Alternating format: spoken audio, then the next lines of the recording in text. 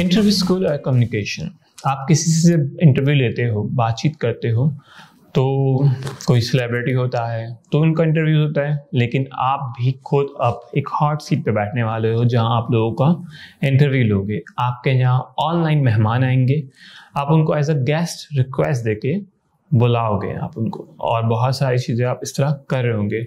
यही सारी चीज़ें आप एज अ सेलिब्रिटी, इन्फ्लुएंसर बहुत सारी चीज़ें देखते हैं।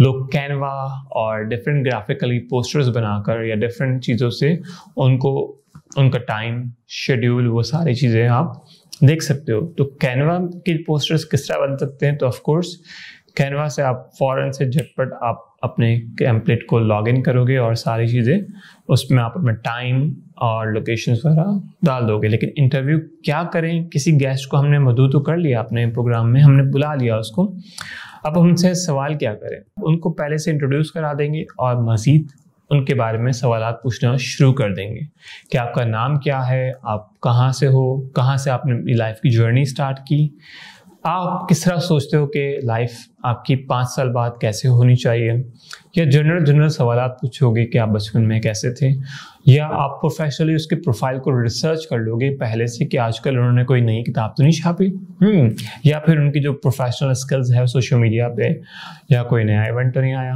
तो आप उनके लिहाज से उनके प्रोफाइल को लिंक्डइन, सोशल मीडिया के डिफरेंट प्लेटफॉर्म पे आप सीखोगे।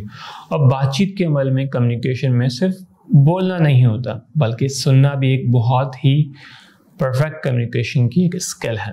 तो लिसनिंग करेंगे आप इसमें, आप 20 मिनट जो है सुनेंगे, 5 मिनट आप इसमें क्वेश्चन एंड आंसर्स करेंगे। ये करने से आपको कॉन्फिडेंस भी मिल रहा होगा कि आप अच्छे सुन रहे हैं और आपके पास एक मज़ीद डाटा आपके दिमाग में जमा हो रहा होगा। तो यही आप चीज़ें सीखेंगे, आगे बढ़ाएंगे, और इसकी वीडियोज़ भी आप अपलोड यूट्यूब पे, फेसबुक पे अपलोड करेंगे तो कितना अच्छा लगेगा। आगे बढ़ते हैं, इसको मज़ीद सीखते हैं।